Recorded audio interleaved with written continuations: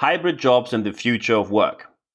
And to make one thing clear, today we are not talking about where do you work. Hybrid jobs in the context we're talking today have nothing, absolutely nothing to do with where you work, if you work from home or work from anywhere or work from an office. That is not the topic of today. We talk about the changing working world, of course, and as we see organizations at the end, or let's say the projected end of this global pandemic, organizations do not act as great as we all thought they will do. And now we see that hybrid jobs are not only existing, but they were created.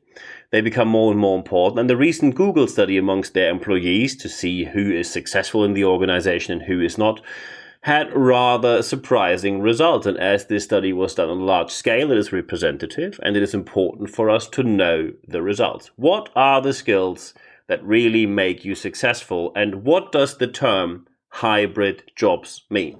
That's what we are going to talk about today. And by the way, yesterday already we had an amazing interview. The very impressive Leslie Everett was on the podcast, and she told us how to make it to the United States. Many of us have the dream to make it to the United States. And Leslie Everett was not born with a golden spoon in her mouth, not born from a privileged and rich family. So from a rather small town in the United Kingdom, she made it to now live in California with a green card, naturalization, and everything else. And she shares her experience and her wisdom how to make it from no matter where you are to the United States of America. And by the way, if you're able to speak German, on the German interview, we yesterday interviewed Bettina Janotta, who is the leader of the Frankfurt airport. If you're a business traveler, you most likely pass that place sooner or later in your life. The Frankfurt airport social services, which means when people strand at the airport, how do we help them and which help is available, by the way, completely for free, financed by charities and the church. And you can then see what are the real problems in society. So that gives you a good reality check when we talk about business all the time. But now, of course, we have to look into how do we approach the problem? What is the problem? Which challenges do we have? What is the situation we are facing? And how to do it better? So how did we hire in the past when there was a certain job opportunity? Certain job was vacant, was available. We put job ads out there and then we hired people. People applied either internally or externally, and then we hired them often based on hard facts. Often either by degree, since bachelor, master, now this becomes a bit more difficult, so you check more for the references. And by the way, for the German listeners here, if you think that implementing the bachelor master approach, which in Germany exists since the beginning 2000s, not earlier than that. It was the free enterprise. They asked for people being younger to be available on the job market. And at no surprise, when you give people less time to study, they are less qualified. And especially the bachelor master degree often is very focused on exams and not on working scientifically. So don't complain afterwards. It was our wish. I'm a self-employed entrepreneur. I was part of this. So we shouldn't be surprised that when people have less time to study and develop their personality, that we have to invest more to qualify them afterwards. So how can we still align the people who are applying to the very flexible job needs we have in today's organization? And of course, what is the result of the Google study?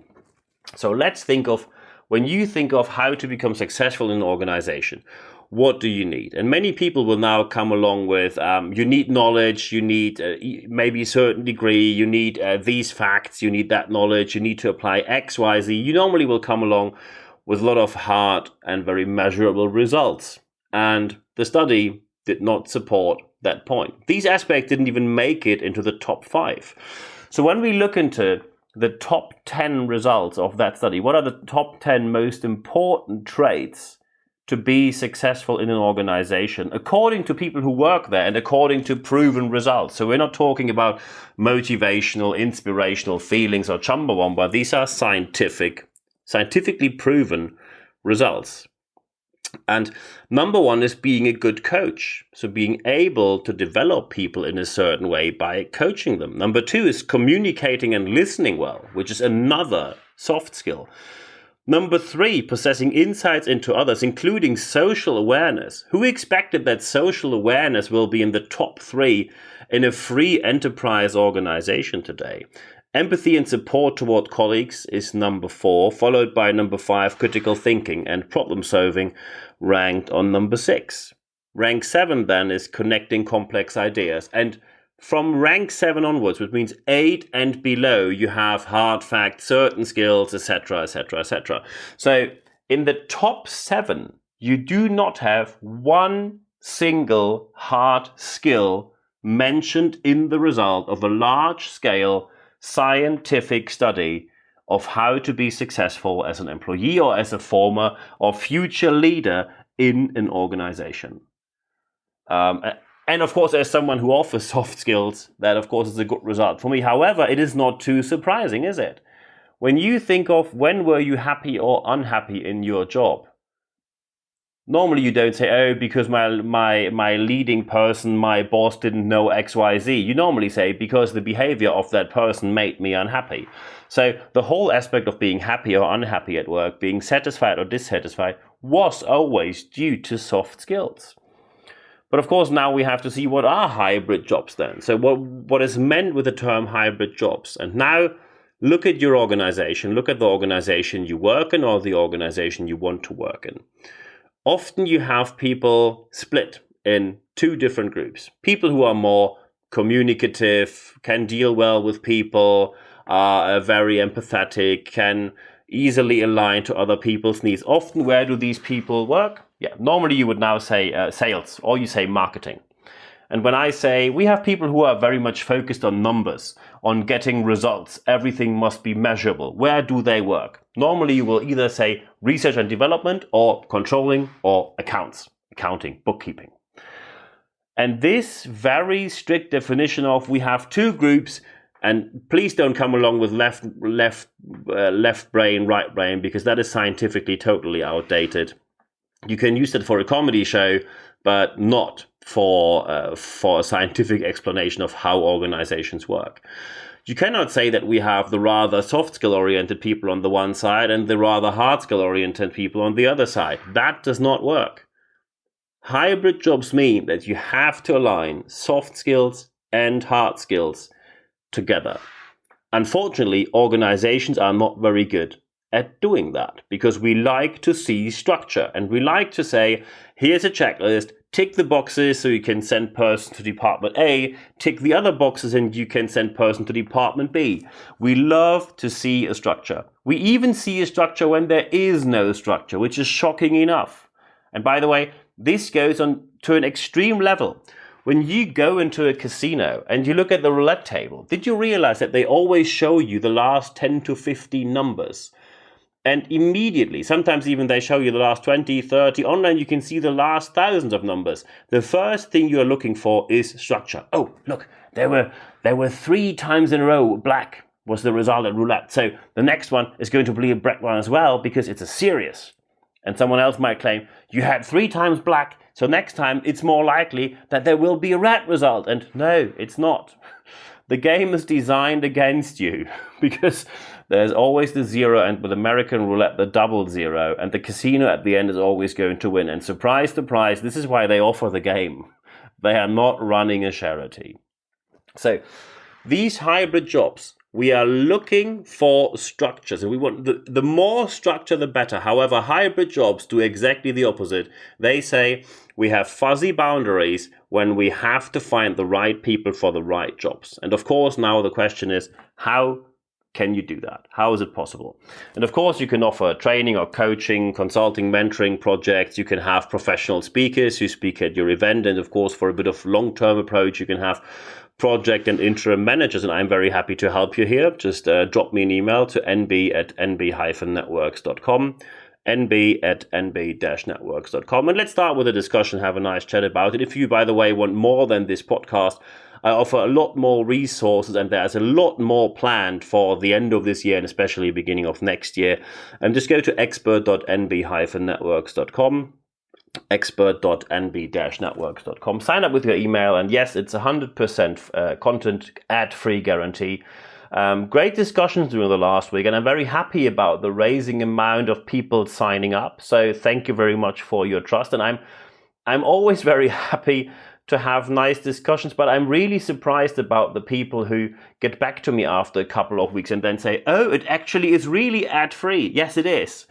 I am totally annoyed by people who send out emails where they advertise for their services, because I can see their services on their website anyway. So I want to have knowledge that makes me get more interested in them. And that's why the Expert Excellence, that's the email I send out every Wednesday morning, is 100% content ad-free guarantee. But now we have to look into how to do it better. So how do we do better with our organizations? And aspect number one is you need a more targeted approach to recruiting, which includes, I have to add that immediately, which includes that you most likely will need more people working in recruiting for you, either with an external agency who does it for you, or you have to hire more people to work for you, either in HR or whichever department you assign to do that job. You cannot say that with the same amount of people who now do the job ads and then they work through all the results and then they work through all the answers and all the phone calls and they have to keep in touch with everyone and they have to get the best talent and then they have to get all the appointments and of course they should do active resourcing, which they should do active sourcing, so they proactively contact people on LinkedIn or in Germany Xing or whatever else platform you can do. And besides all that, now we act on top that you must have a more targeted approach to recruiting. That does not work. So either you hire more people or you hire someone or employ someone or pay someone to do it for you. And of course, and that's the second aspect of how to do it better, use artificial intelligence wherever possible. Because when you look at artificial intelligence, there is an international company already based in Munich, led by Dr. Patrick Oehler. Retorio is the company's name. I interviewed Dr. Patrick Oehler. You can find the interview on YouTube. I interviewed him about his artificial intelligence, and there are companies who, for example, say, we just have a job. For example, we want to hire an assistant, or we need flight attendants, or whatever else we have. And as soon as we put a job ad out there, within 1 month, we have 1,000, 2,000, 4,000, 10,000 people applying. What you can, of course, do is you just cut people off by degree, and there's strong scientific evidence that with that you guaranteed miss out on great talent. So just going by formal criteria does not work whatsoever. So you need more soft skills. And as we see now with the Google study, you need to focus on soft skills. And artificial intelligence, of course, doesn't cover 100%, but with a 90% likelihood and 90% probability, they give you good results in the first place.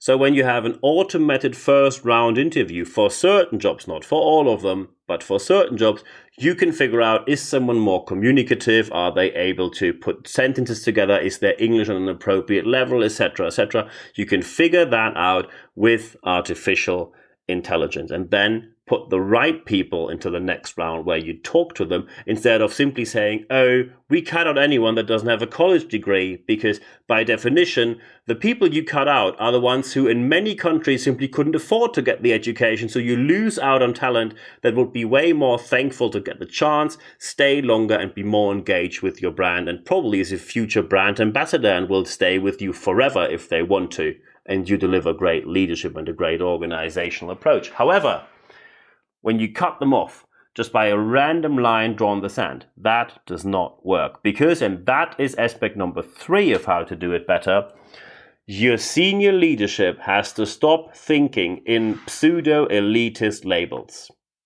When you, for example, say, I'll just give you an example.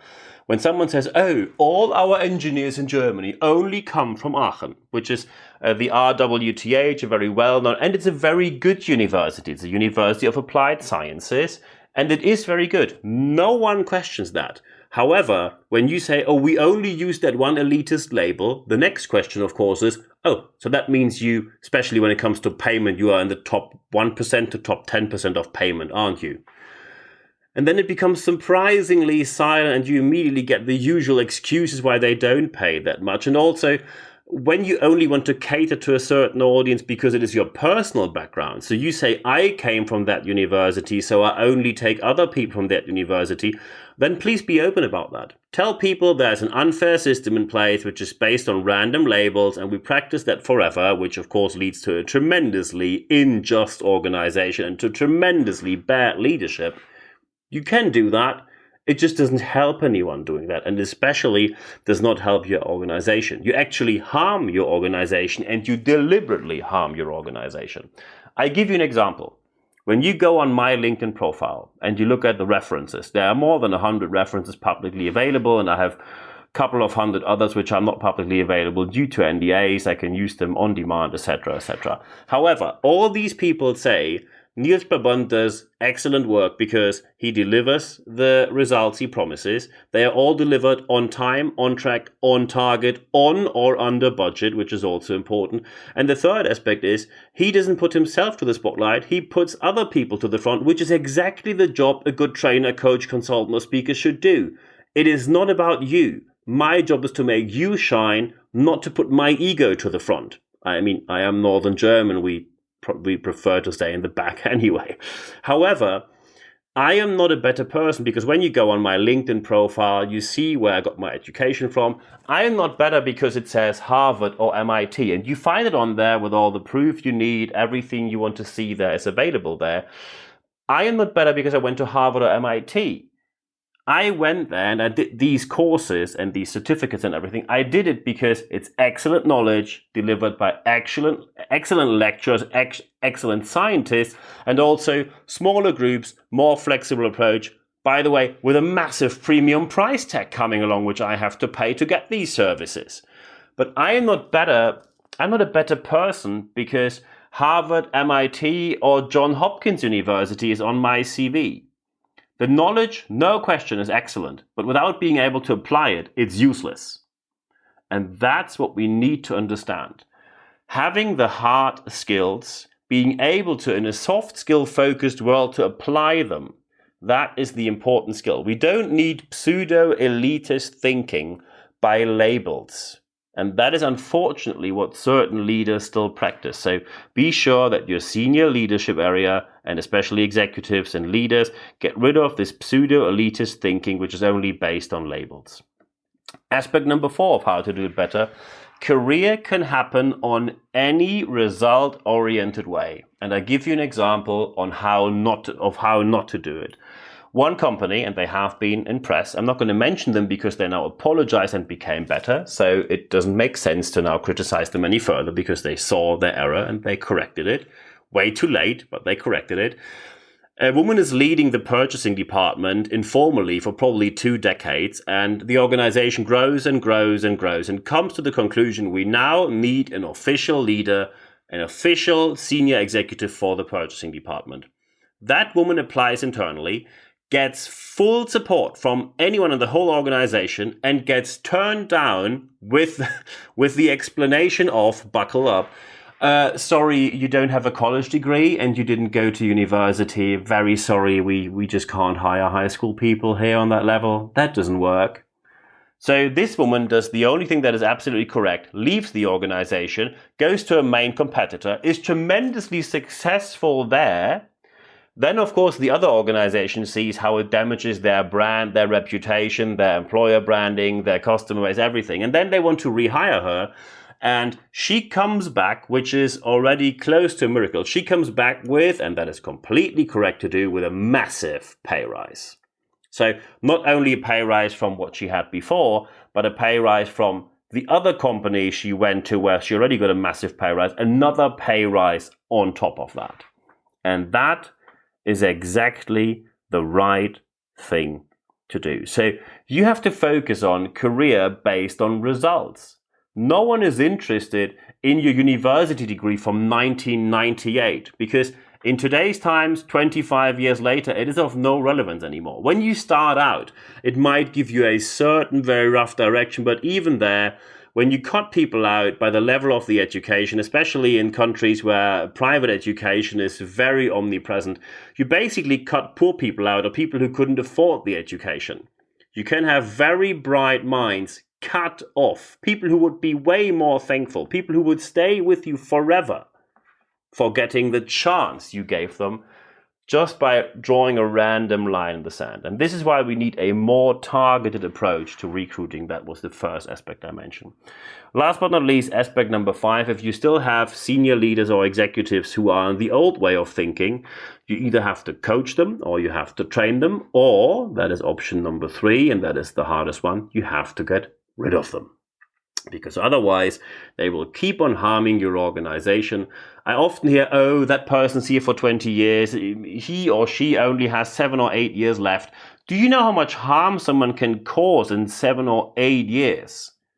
It is of tremendous importance that when you have people still being stuck in the old way of thinking and have no idea about not even the future of future of work, future workplace, work from home, work from anywhere, hybrid jobs, which has nothing to do with locations, but being able to bring hard skills and soft skills together. When you have people who have no idea about all that, but they just want to do their old stuff, train them, coach them, or if not possible, or they are unwilling or unable to do so, you have to get rid of them.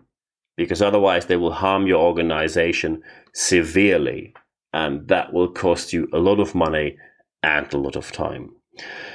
It is very important now that, by the way, again, if you want to really get a reality check, the interviews yesterday, Leslie Everett, How to Get to the US, that is a tremendously great explanation of how to work based on results. And when that was the interview yesterday on the English podcast channel, the one you are now listening to. And on the German podcast channel, the interview with Bettina Janotta from the Frankfurt Airport Social Services, that really gives you a real reality check where the real problems in this organization are.